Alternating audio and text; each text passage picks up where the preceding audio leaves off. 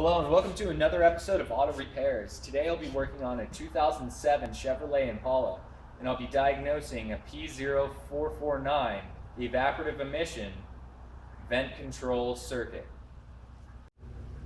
I installed my scan tool and scanned all computers for codes.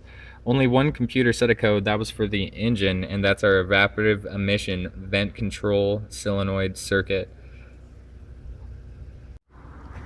Before I clear the codes, I went into mode 2, which is freeze frame, and I just wanted to see what happened when the code's set. After I take a look at this and take a couple screenshots, I'll clear the code. Something I wanted to point out about the freeze frame data before I continue is that the evaporative system vapor pressure sensor picked up a -21. And that's a massive vacuum, as if the tank was completely sealed. Yeah, maybe the vent valve is staying closed and not doing its job. My next step here is to clear the codes. Now the codes are clear. Now check for codes again. And it's right back. And we know that we just cleared the codes. So this is a big problem. This is like a short, a major malfunction of the part or the circuit itself. I'm guessing it's the part, because you always want to assume that it's the simplest thing. You don't want to overcomplicate it. Remember, keep it simple. Now I'm back into the freeze frame, and this is a new freeze frame data that we're seeing here. And I went down to evaporative system vapor pressure, and now the code is set at 1.00. So I know that it's not just setting because the vacuum in the tank, the fuel tank, got too great. It's setting because there is a definite circuit problem. The next thing that I want to see if this vent valve can actually open.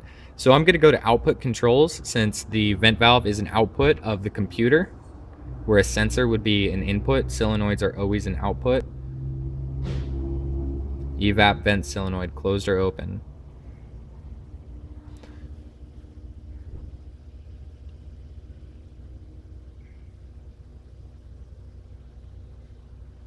Now I'm looking at the data that comes with opening up and closing the vent valve, but I'm just going to see if it'll work. If it kicks me out of this screen, then it's definitely busted. But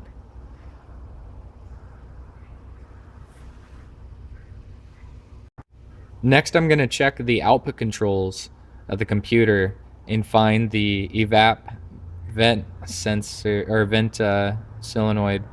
There it is, closed or open. Yeah, that's the one I want. So I go in here and it's going to give me an option to open the valve or close the valve, and it's going to have some data in here. It's going to have some data in here that we can use.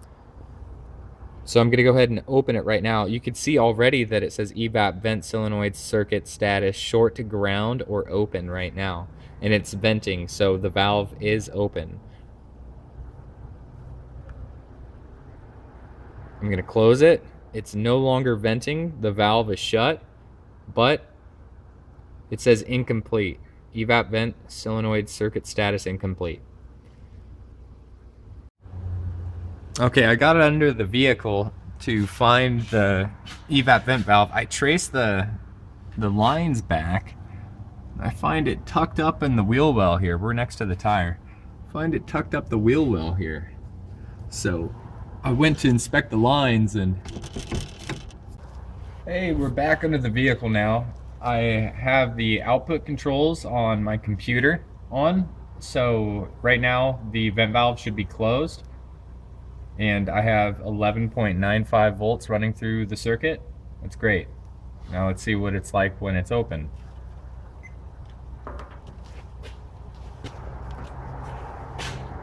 Back under here one more time. Now the vent valve is open. 11.31. Well, we've got a pretty good circuit there, despite having a bit of a voltage drop between the two circuits, but it's not even that bad. Theoretically, The circuit's fine. The part is wrong. There's something wrong with the part, excuse me.